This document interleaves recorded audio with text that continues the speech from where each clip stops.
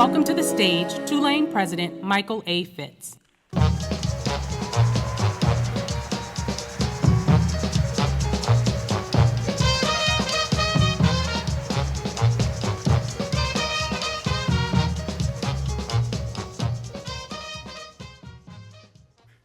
So hello and welcome to the New Orleans Book Festival at Tulane University.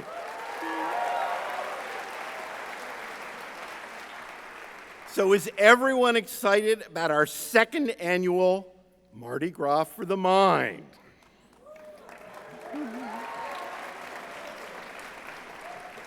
Okay, let's hear one last round of applause for the Book Festival.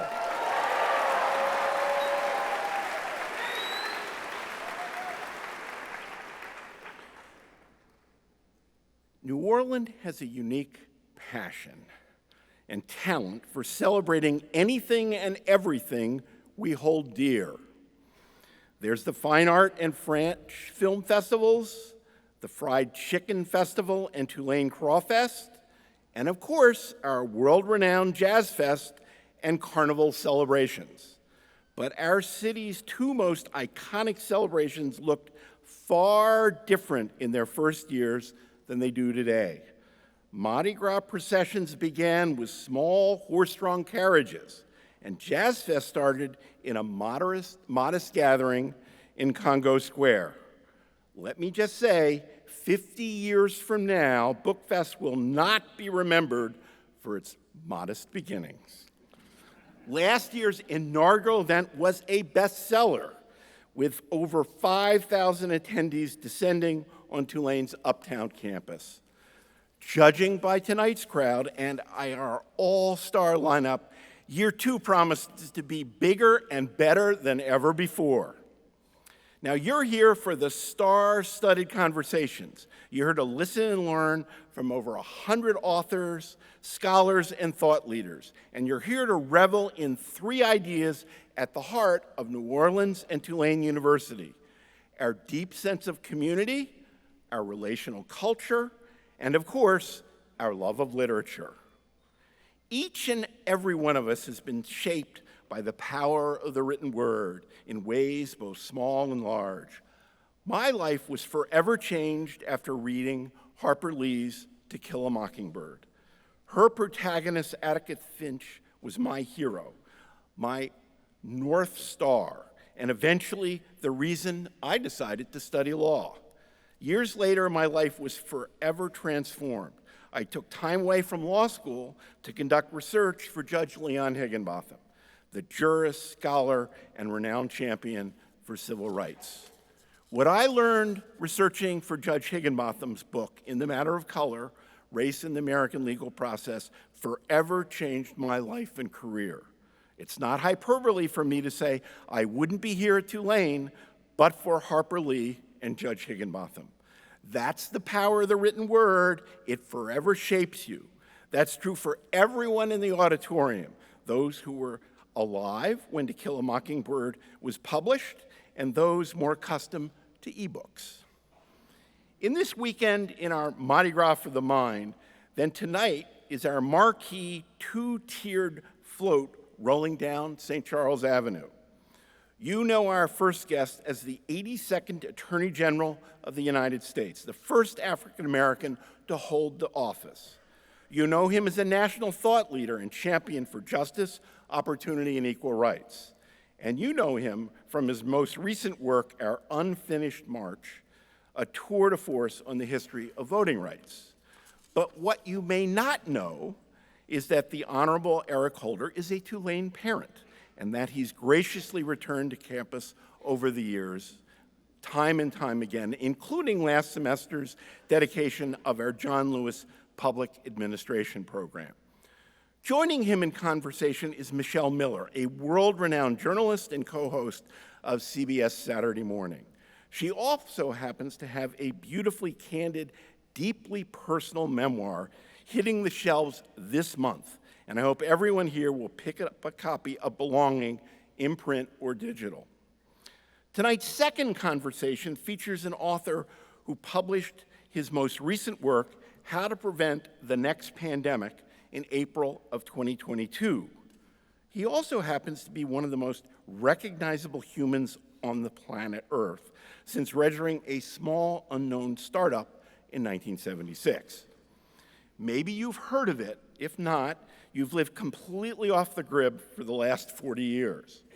Since founding Microsoft, Bill Gates has become perhaps the predominant voice in technology, global health, and environmental policy. And his decades of philanthropic efforts are legendary. In 2022, Gates donated a record $5 billion to support work in global health, policy, advocacy, and U.S. education. He's quintessentially erudite, capable of understanding and synthesizing multiple viewpoints around the most important innovations and global issues of our time. So who better to join him in conversation than Tulane's resident scholar and expert on innovators? Walter Isaacson, co-chair of this very festival, is nothing short of the quintessential Renaissance man himself. The 2023 lineup truly does rival that of Jazz Fest, and this is just opening night.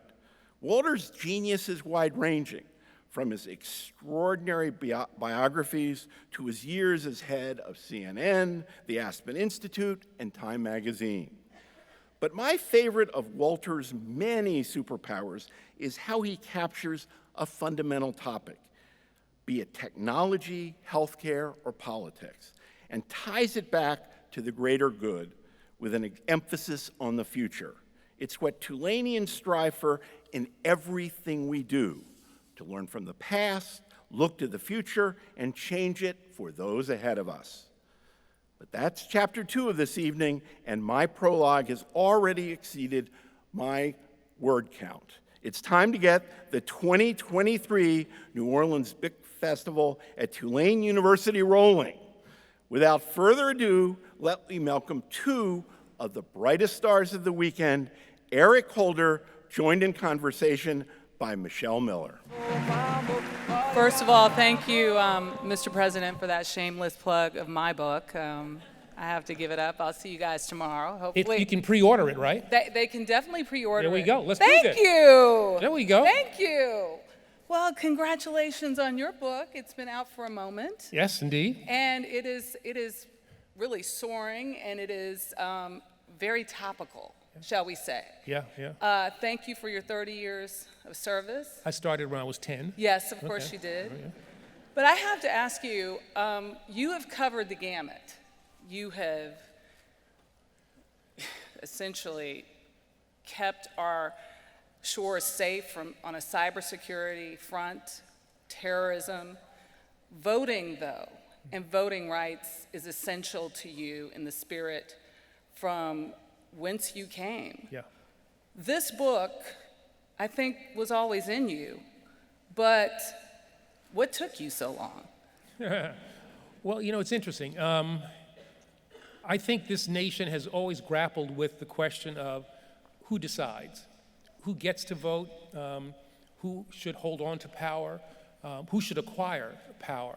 And I think in the Trump years, that sense that I had of wanting to say something about this was really intensified, and I really had the feeling that, all right, now is the time to put something on paper, to write a book about our history, to talk about, where we've come as a nation. The first part is about the history of the vote. Second part is about kind of where we are now. And the third part is about some really concrete solutions of how we can handle and deal with some of the problems that we have. But I think, being conversant with our history gives us a sense that as bad as the present might seem, we can get to a better place. Yeah, it's history and it's a playbook all wrapped into one. And when you think about how we started, it's a fundamental question, because I think the way we have learned our history from the founder's standpoint, what you sort of lay out to us is that the founding premise of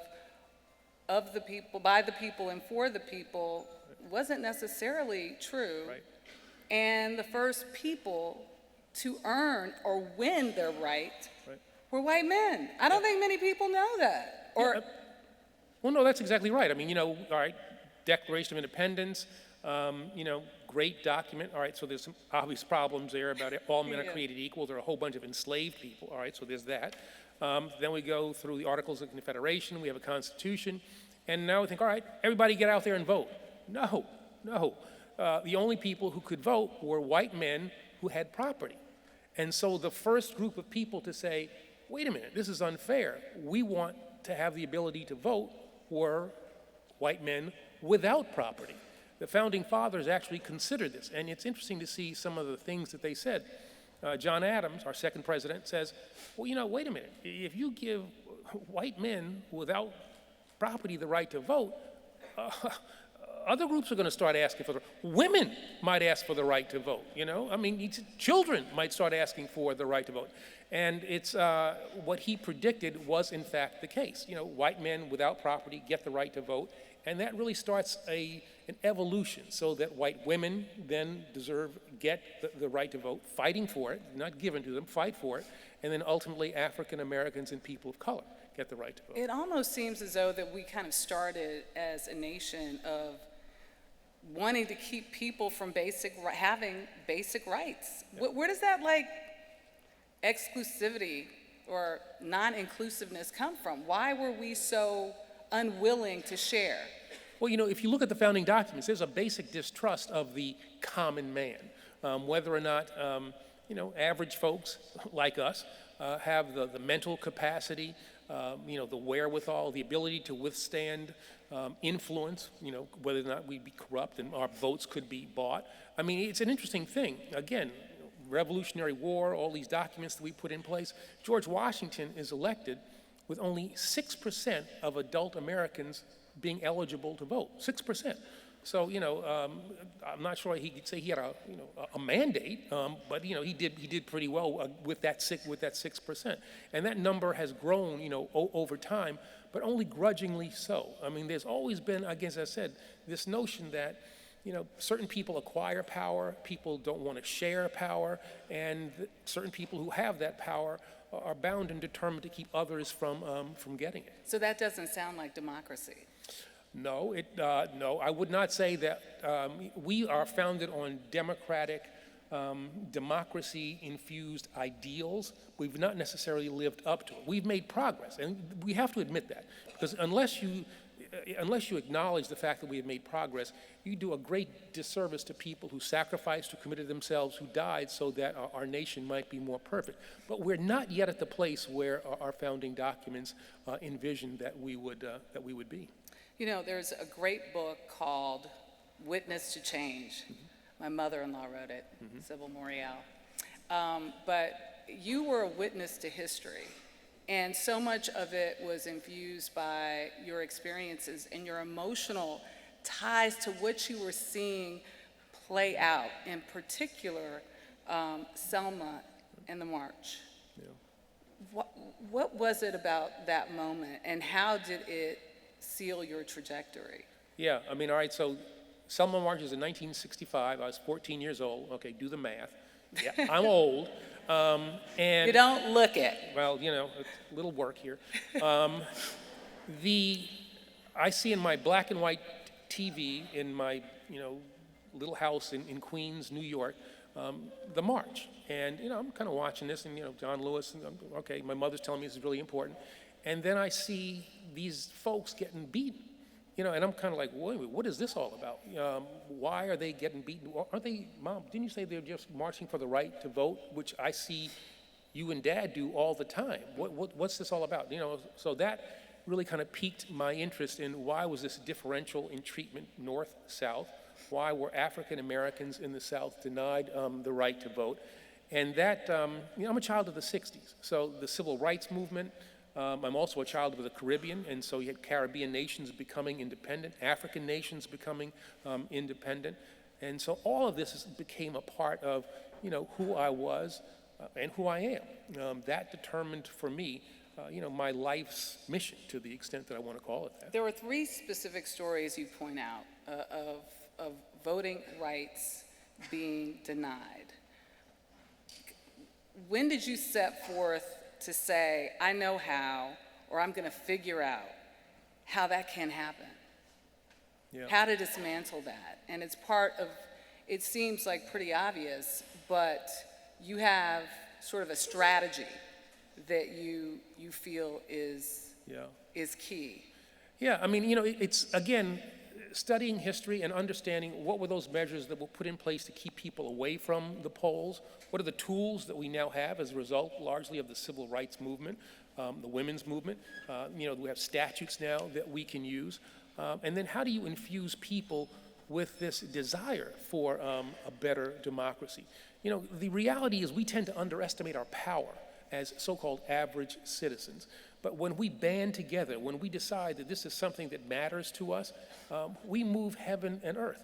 I mean, I grew up at a time when, you know, a bunch of folks, black and white, decided that they were going to destroy a system of American apartheid. Now, I'm sure that, you know, if you'd asked Dr. King, you know, 1954, 55, do you actually think you can bring down American apartheid? He might have had some doubts, and yet he put together a movement that did it. The Vietnam War was stopped not because we met our military objectives, but because the war did not have a sufficient amount of support among the American people. We tend to forget that. And so history, tools, getting people focused on these issues is what I hope to accomplish, you know, in this book, by making people understand stories that they did not know about, understanding people who they were not aware of. And it's a really accessible book. I mean, it's in people say, oh. And it's funny too. Well, yeah. I mean, you know, Stringer Bell from The Wire makes an appearance in there. You know, and figure out how he shows up in any kind of voting book. It's a book that is accessible. You know, I wrote the first couple of chapters. I gave them to my co-author originally, and he looked at them and he said, ooh, this is pretty bad. And I said, why? And he said, it's like a law review article. I mean, this is, you know, lawyers might be interested in this, but regular folks aren't going to want to read this. And so we didn't dumb it down or anything like that, but we made it more accessible so that people who don't have law degrees, but who care about this country, or who want to care about this country, will find it something, I think, find it to be a good read. Yeah, I was speaking to his aunt the other day, and she was very grateful that you agreed to have him on board. Yeah. Yeah, she was. You think about people like Ida B. Wells Barnett, Right. and Albert Turner, that were digging. I mean, she wasn't just an African-American woman journalist. She was like the first journalist to really use data to prove a point on record. When you think about like the hard work, and it seems as though you're stating a case where a lot of us are going to have to get into the trenches, and duke it out in a way that uses our intellectual muscle and also our like determination to get things done. Are we up for it? I think we're up for it, but the point you make is a good one. This is going to involve all of us. Democracy is not a spectator sport. You know, we're a loud, boisterous nation. You know, we battle with each other, hopefully within a set of rules, and that's okay. That's who we are as a people. And the great movements that have happened in this nation didn't happen because one person decided that America was going to change. One person might have played a leading role, but that one person was able to galvanize other people to join him or her in the quest for rights to which every American is entitled. And so I think that's what we have to do. You know, every generation of Americans has been called upon ultimately to defend our democracy, whether it was at Gettysburg, on the beach at Omaha, in World War II, at Selma. Every generation of Americans has been called on to defend democracy. Every generation of Americans has been successful in that quest. We cannot be the first generation of Americans to fail to defend our democracy, but it's going to take all of us to do it.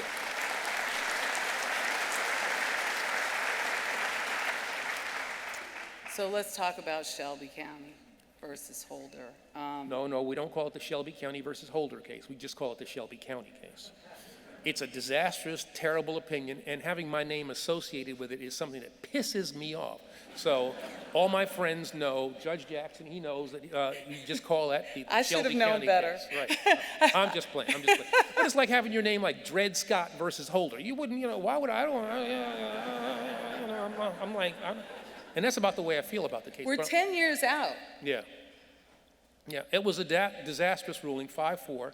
The Supreme Court, Chief Justice famously said, America has changed. And they made findings and made a determination inconsistent with what Congress had said. Congress had conducted hearings and reauthorized the Voting Rights Act of 1965. Supreme Court looked at the Voting Rights of 1965 and said, you know what, the coverage formula, I don't want to get too technical here, but essentially took away from the Justice Department the ability of the department to look at electoral changes proposed by states and localities, took the Justice Department off the field in ways that the 65 Voting Rights Act said, we have to have a protector in those covered jurisdictions, largely the South, and the Justice Department will play that role. And so what happened? 1,700 polling places since 2013 have been closed, resulting in long lines, and those polling place closures have happened disproportionately in communities of color. We've seen voter purges expand almost exponentially, again, predominantly in places of color. A whole range of things, these photo ID requirements, Texas, big on those. Those are the kinds of things that if the Justice Department had that power, might have said, no, you can't do that. It'll have a disproportionate negative impact on certain groups of people, and we're not going to let you do that.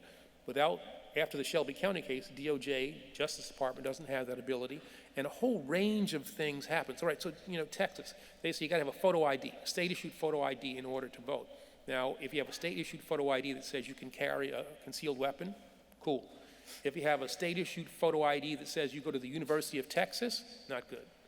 Now think about that. Think about the way in which the legislature has made that determination about which kind of photo ID is acceptable and what kind of person possesses that photo ID. And we've seen that replicated, all around the country. The Justice Department, without Shelby, would have stopped that. So I look at data like all the time. And especially with respect to issues of marginalized communities and impacts, right? So the data is there. We know the disparities exist because the data tells us that. So at what point the impacts of what is taking place all across America will the Justice Department or another case roll up to the Supreme Court? In your estimation, what will it take to perhaps revisit that decision, that ruling? Yeah, we can't wait for the Supreme Court because the reality is, and I'm just, I can say whatever I want now. I'm not part of an administration. If I say something, the White House doesn't call me up and say, Holder, what'd you say? We have a renegade Supreme Court now. We have an out-of-control Supreme Court. And the notion that we're going to... Well, and it's a Supreme Court that was, 2 stolen seats. That's one of the reasons why I say we need to have term limits in the Supreme Court. That's in the book. We need to expand the court. That's in the book. But we can't rely on the courts. With this Supreme Court, that we're not going to get from the Supreme Court a reversal of the very things that they said were okay. This is going to involve, I think, legislative action. We had before Congress in the last Congress a bill, John Lewis voting rights bill, that would have reversed a lot of what the Supreme Court did in the Shelby County case. And I think that's what we have to. We have to elect people. We have to put people in state legislatures as well as in Congress to reverse a lot of the things that have been put in place, which means action by all of us to support candidates, to fight for candidates who will have that capacity, to vote for, in states where it is possible, Supreme Court justices who will rule the right way. What happened? I sort of know the answer because you kind of lay it out pretty plainly, but what happened to turn voting rights from a bipartisan issue to what appears in your estimation as a single party trumpet song? Yeah, I mean, I think there's a lot of reasons here. There are a lot of folks who fear this new America. You know, our demographics are changing. We say 2050, now I think it's 2043. This nation will be more brown than it is white. And again, it's all about the acquisition and the maintenance of power. And people see with that changing demographic that there's the potential for a loss of power. And so you come up with ways in which those who have power want to hold on to it, and one of the ways in which you do it is to make sure that other people who don't have power don't acquire it by having access to the polls. And so you put in place a lot of these measures that makes it more difficult, that are designed to keep certain people away from the polls. You look at, instance, in the 2020 election, in Atlanta, Georgia, on election night, same city, 2020 election, it took on average 6 minutes for a white person to vote in Atlanta proper 2020 in the evening. Took on average for an African American in the same city, same election, 51 minutes. You know, and not a function of anything, you know, the lines were roughly all about smaller number of polling places, longer lines, all that kind of stuff. And that was an intentional thing. So that's what we're fighting. You said the demarcation came after the election of Barack Obama. I think that's at least in part. I mean, that crystallizes in a way. The Obama coalition, for a lot of people, is a frightening thing because it represents this new America. There is, I feel, a progressive era that is fighting like hell to be born. And people are fighting like hell to make sure that it is not born. I don't want to get too partisan here, but I'm going to I'm a Democrat, so. Really? Yeah, I'm that. I think there are too many in the Republican Party who have made peace with the notion that they are going to be, in terms of popular support, a minority party that has majority power, that they're okay with that. Democrats still largely are of the view, well, you know, we got to have more people voting for us if we want to get more power. And so these are the things. You know, the election of Barack and who elected Barack was, as I said, something that was frightening to a lot of people. Let's talk about the voter fraud narrative. According to the Brennan Center investigation that analyzed 1 billion votes, that's a lot of votes. Right. While there's a 1 in 1,222,000 chance of being struck by lightning, there's only a 1 in 32 million, 32 versus 1, 32,258,064 chance of getting away with committing in-person voter fraud. Right. Yeah, and so much of this anti-democracy stuff now is based on this notion of voter fraud. You know, the election was stolen. People who didn't have the ability or didn't have the right to vote were voting. People were brought in from Mexico. People were brought in from Mars. You know, whatever. You know, and did they? You know, if you listen to certain people, yeah.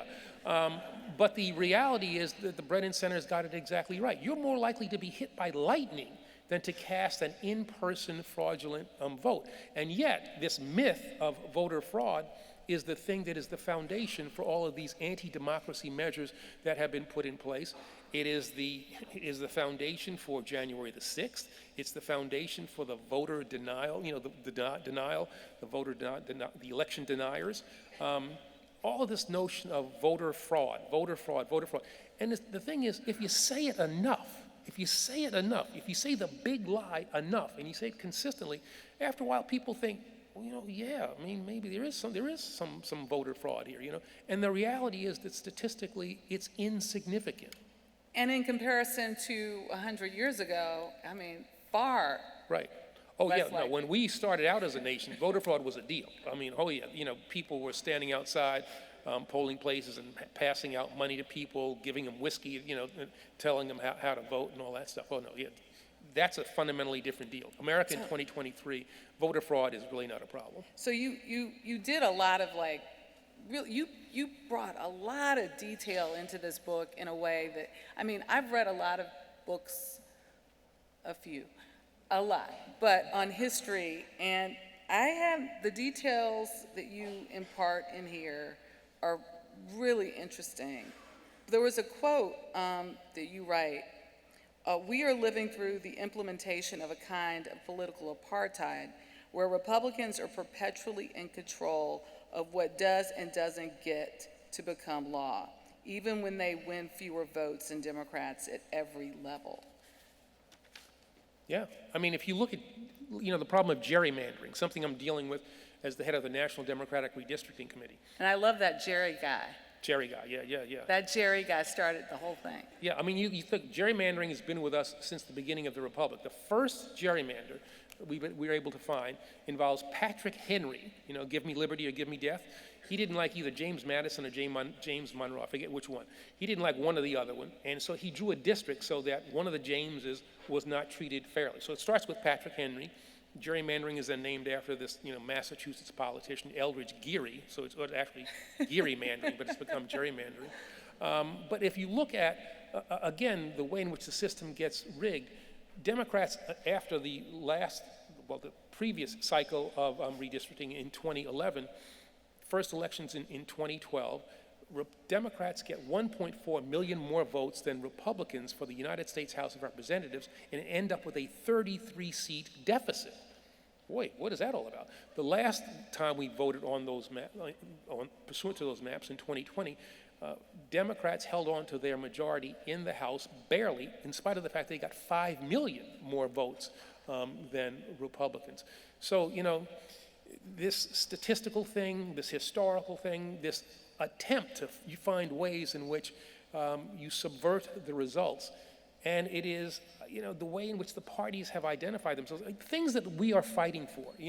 We want more people to have the right to vote. We want to make it easier for people to vote, are now seen as partisan issues. I mean, how is that a partisan thing? To say that, mail-in voting seemed to work, so let's continue to do that. Drop boxes seem like a good thing for people to do, so, doing 24/7 voting, that seems like a good thing, so people don't have to decide between their jobs and casting a ballot. These are all now seen as partisan things. These are things that Democrats are trying to do, and Republicans are opposing, and you always hear, well, that's just going to increase voter fraud, which again is close to non-existent. You talk about January 6th. Mm-hmm. Were you surprised by what you saw?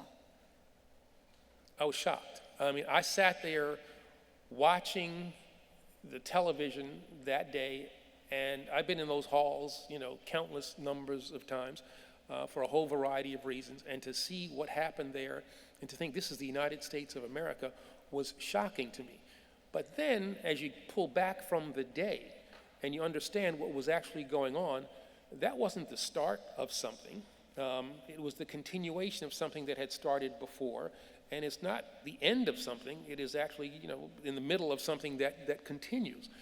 Again, an aggrieved, entitled group of people decided that they had lost an election and they were going to try to reverse that election. That wasn't a riot. That was an insurrection. That was an attempt to subvert the democratic process. And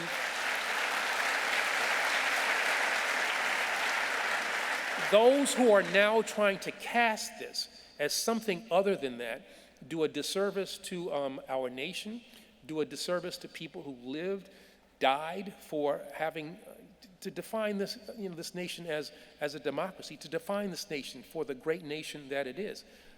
And so anybody who will try to say, well, it was a peaceful protest gone wrong, or it was just a peaceful protest, Tucker Carlson, he's full of shit, okay? And that has to be. But he poured over hours and thousands of documents to prove his point. He hasn't proved anything.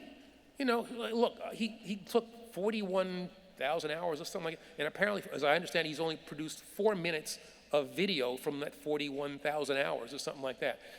Josh Hawley is still running. I mean, you can do whatever. They tried to put it on and say, well, he was not the only one running. Well, Josh was the only one who walked into Congress that day, looked at the mob, and went like that, and then was running. So, wait a minute, if nothing happened, why were you running, Josh? If you weren't concerned about this, why were you running? And if you, Tucker, and all your folks, and McCarthy, if you all weren't concerned, why did you say all the things that you said in public at the time? And now, why did you say all those things that we're able to see in those emails that we're getting access to? Yeah, it is a reversal that we saw on television happen over a 48-hour period. Right, yeah. I mean, if you look at Kevin McCarthy on the day of the insurrection, saying all kinds of negative things about what happened there, Trump should be held accountable and responsible, and then he's at Mar-a-Lago, I guess, within, 30 days, something like that. So where is, in your estimation, this playbook that you outline? You start with the National Popular Vote Interstate Compact. This is one of several of your missions in your role outside of public office. Right. So what is the playbook, step by step? I don't want to give away the entire book, but Well, hey, what are you? I got the list. Well, I mean, we'll start there. So, yeah, let's start there. I mean, the Electoral College has got to go. The Electoral College is, again, that's one of those measures put in place by the Founding Fathers because they didn't trust, the common man, all right? We'll let you vote, but at the end of the day, we're not going to let you actually decide. What you're going to actually vote for is somebody who's going to go to the Electoral College, and then those wealthy, property-owning, people like us are going to actually decide who the president is. The compact is a way in which you need a constitutional amendment to do away with the Electoral College. I'm not sure that's going to be possible. But if you put in place the National Voter Compact, it says that every state will cast its electoral votes for not who won the vote in their state, but who won the national election, who won the national vote. And states can do that. States have the power to decide how those electoral votes are cast. If you get enough states who total 270 votes, which is the margin you need, 270 electoral votes, to do that, you in essence make the Electoral College a nullity. The Electoral College would reflect the national popular vote. And you think about it. If you run for class president, whoever wins the most votes becomes class president. You're running for president of the PTA, you get the most votes, you win. President, senator, congressman, governor, mayor, president, you got to go, you can get the most popular votes and not win the presidency. And that's happened twice in recent years. That gave us Donald Trump and George Bush. I was listening to you roll off that map and I'm thinking of the future, and I'm thinking January 6th, I'm thinking 2020, 2016, I'm thinking all of the divisions we're seeing across states, within states, this fight over a woman's reproductive rights. Where do you see the nation heading? I mean, you say you're optimistic, but yet, according to the playbook, and you've given one of the factors, according to the playbook, you're outlining something kind of dire in our near future. I mean, we're in danger of becoming two Americas in a whole bunch of ways, both in terms of our ability to access our democracy. There are certain states that are putting measures in place that are going to make it more difficult for certain people to vote. Not just people of color. Young people, for instance, people who are identified as progressives. So that's the majority of you out there. Right. Right? Right, exactly. You all are distressingly young, and they're going after your vote. We are talking about a divided America when it comes to reproductive rights. If you live in Texas, your ability as a woman to access all the things that I think women are entitled to is going to be fundamentally different than if you are a person, a woman in New York. That's another danger that we have. So everybody looks and so, well, that's the problem, and that seems to be intractable. But our history tells us that we have faced seemingly intractable problems before, and because people got engaged, because people decided to focus on changing things, that we were able to get to that better place. Dr. King famously said that the arc of the moral universe is long, and it bends towards justice. But here's the deal, it doesn't bend on its own. Right. It only bends when people like us put our hands on that arc and pull it towards justice. And so what we've got to do in this time is to figure out how is it that we as a collective, we the American people, average citizens, who are really extraordinary citizens, put our hands on that art and pull it towards justice. What are we going to do? And the question that all of us have to ask ourselves is, what are you doing? What are you doing? What are you doing? What are you doing? What are you doing to pull that art towards justice?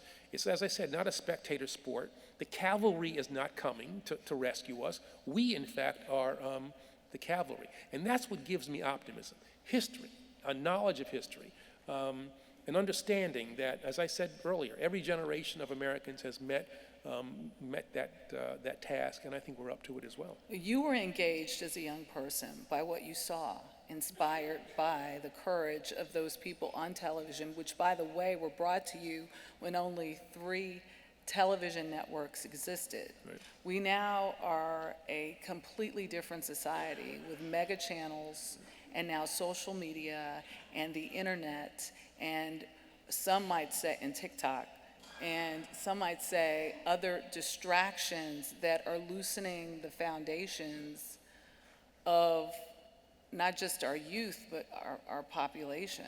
Yeah. And we don't teach civics anymore Right. in elementary school. Well, it's even more than distractions. There's disinformation, that is homegrown, or disinformation that comes to our shores from overseas. And you've got to fight through that.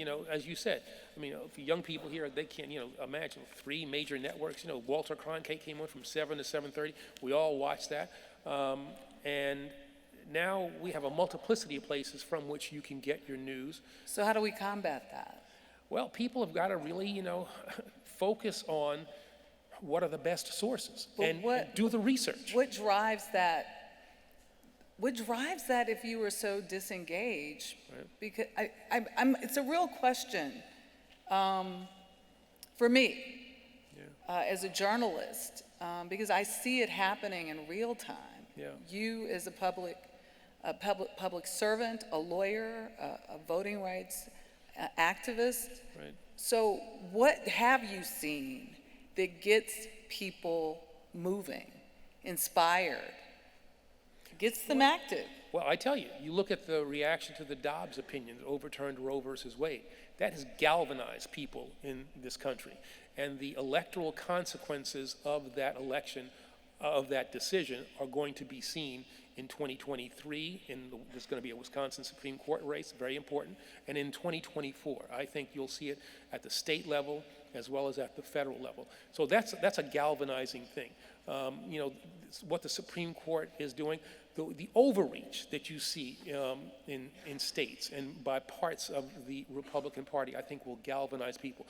I think that, there's a young generation that is coming of age now. And young folks don't understand the enormous power that they have. They are now the largest voting bloc in the country, but they don't have as much power as they should because they don't vote in the same proportions that my generation, boomers, baby boomers, we still have disproportionate amounts of power because we vote, to a far greater degree. When young people understand, and it will become obvious, the Dobbs decision, overturning Roe versus Wade, other things that will happen, when it becomes a little more obvious to them, or as they start to focus more on these issues, you're going to get, I think, that generation more engaged in our politics, in our civic life, and there is the ultimate source of optimism.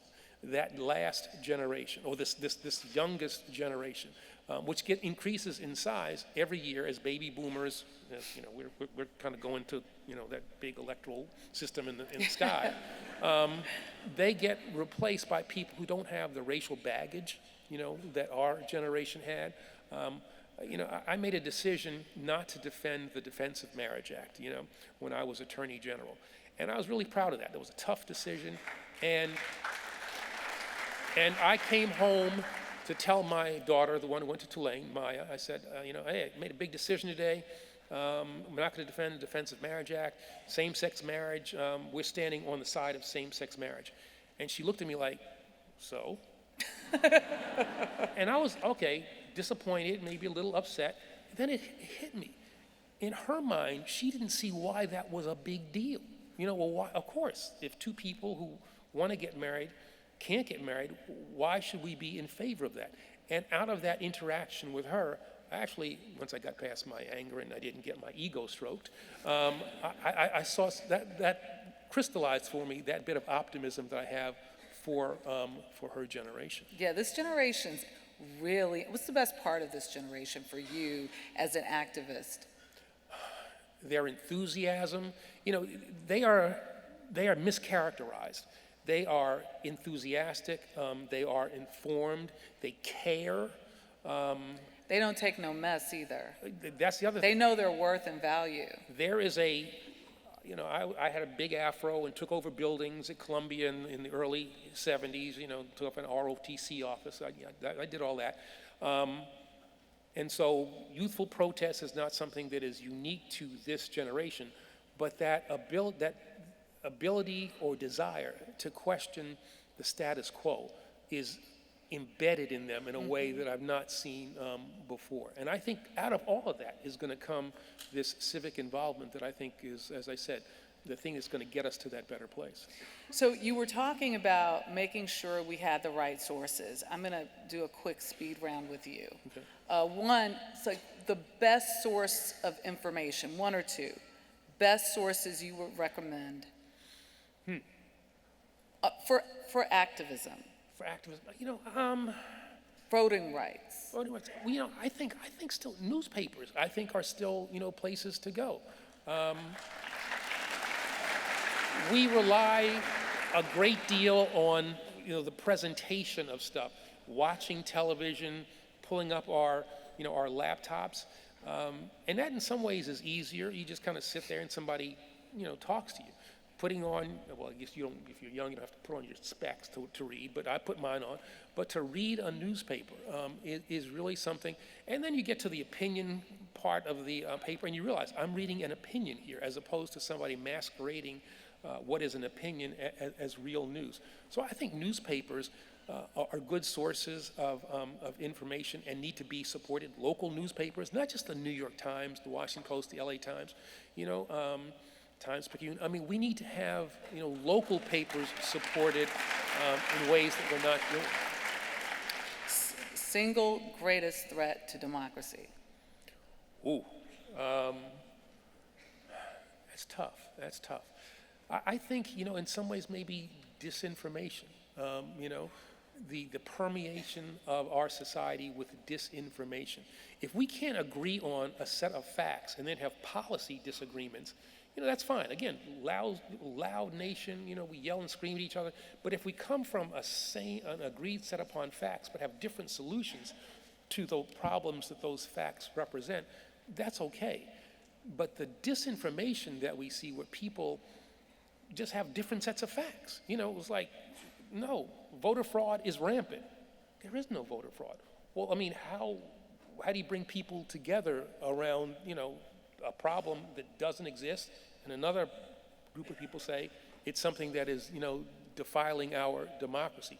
So that the spread of disinformation, and frankly, the ability of, Fox News to really kind of push out there consistently, on a real consistent basis, a whole bunch of disinformation, and the capture of a significant portion of the American population who gets their news only from, from right-wing media, Fox News. That is, I think, something that worries me a great deal.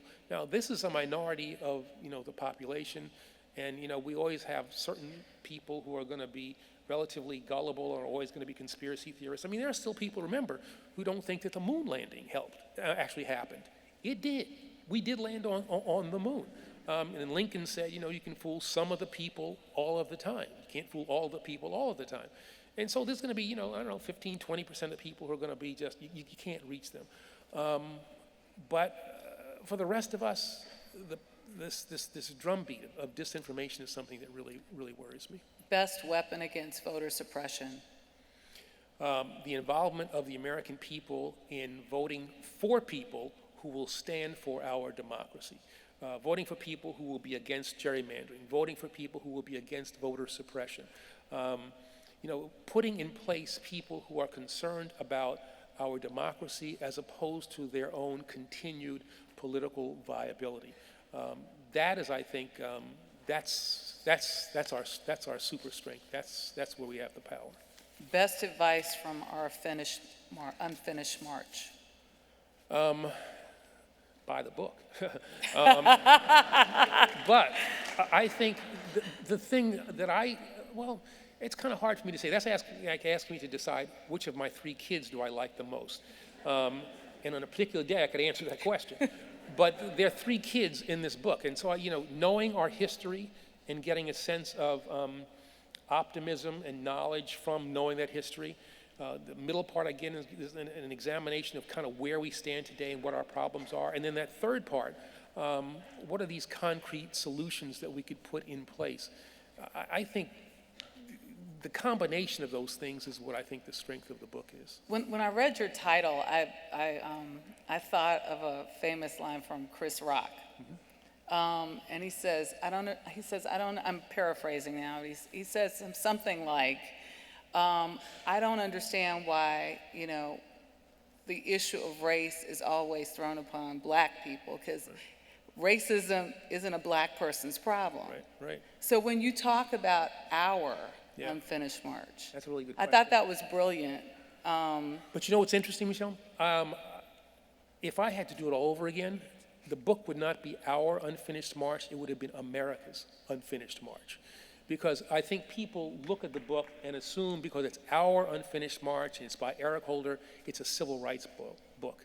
And yeah, there's a civil rights component to it, but what I'm talking about is our nation getting to the place where it finally should be, so that everybody in this nation is treated fairly.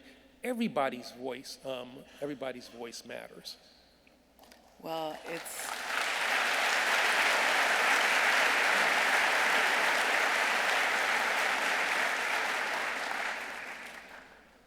I'm all out of questions. All right. Well, Is there anything else that you wanted to let's go through some of the list. Yeah, let's do that. All right. So I talked about the Senate. All right, United States Senate. We got to end the filibuster. The founding fathers we have the Great Compromise, House of Representatives, Senate, and they considered whether or not we should have supermajorities in order to pass legislation. And they said, no, that will lead to gridlock. It will lead to power held in a minority. And so we should only have majority rule. Filibuster is not of constitutional dimension. It can be something be done away with, relatively easily if senators decide that they want to do that. We should end the filibuster because a lot of stuff that is passed in the House goes to the Senate and is supported by the majority of senators, but dies there because you can't get over that 60-vote limit. So get rid of the filibuster. I said we need to expand the court, 18-year terms for the court.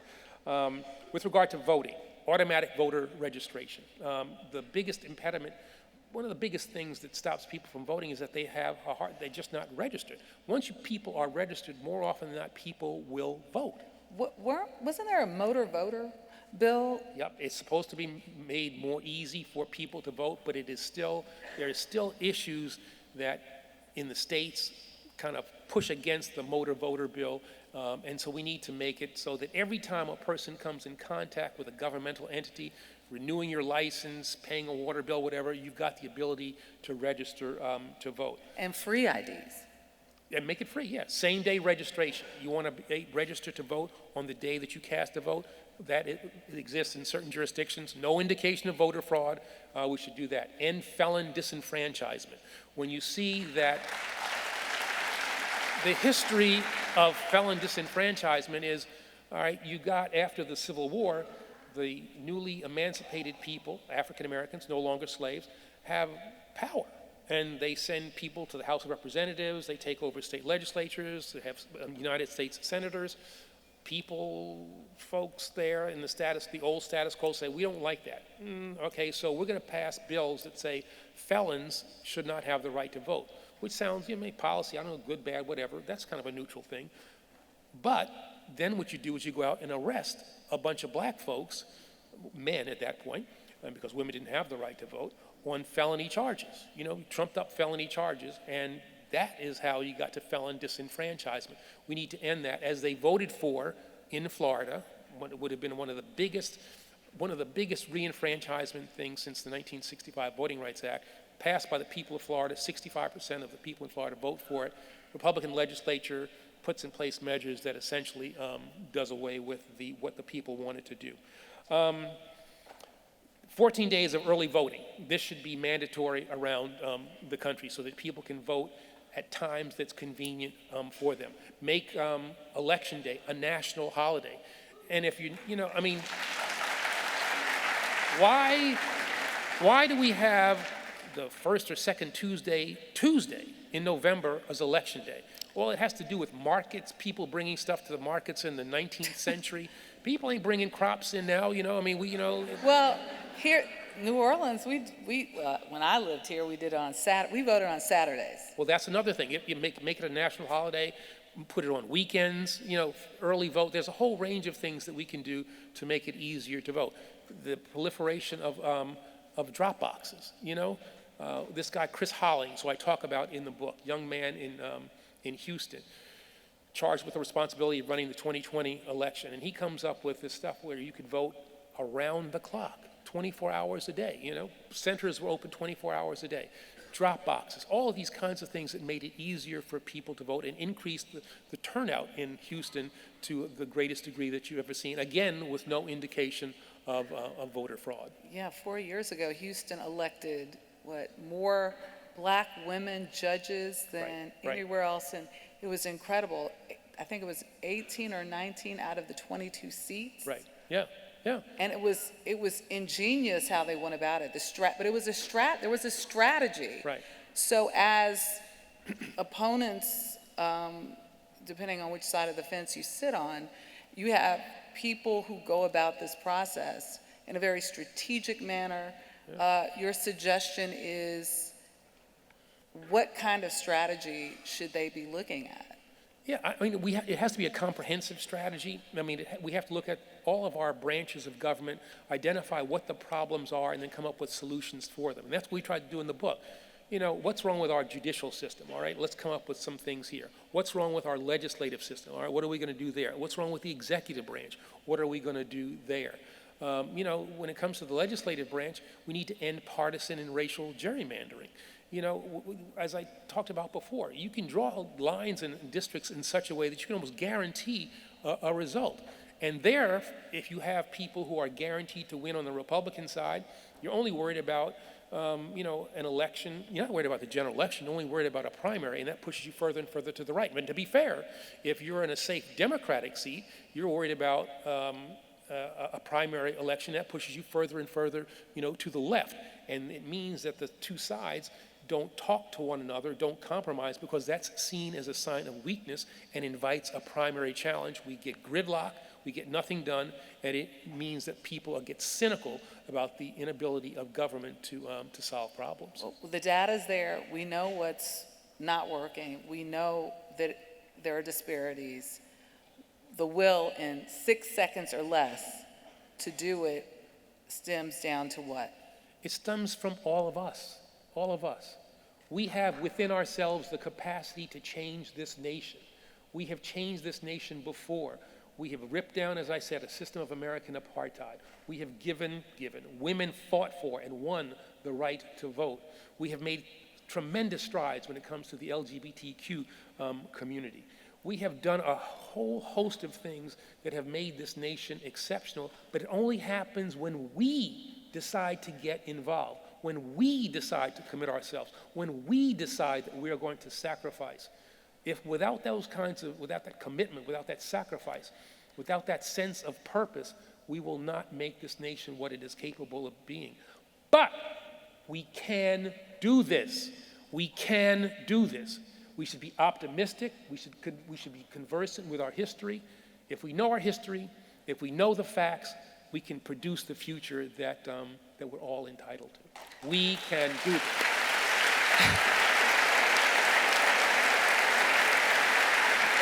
Ladies and gentlemen, our 82nd Attorney General of the United States, Eric Holder!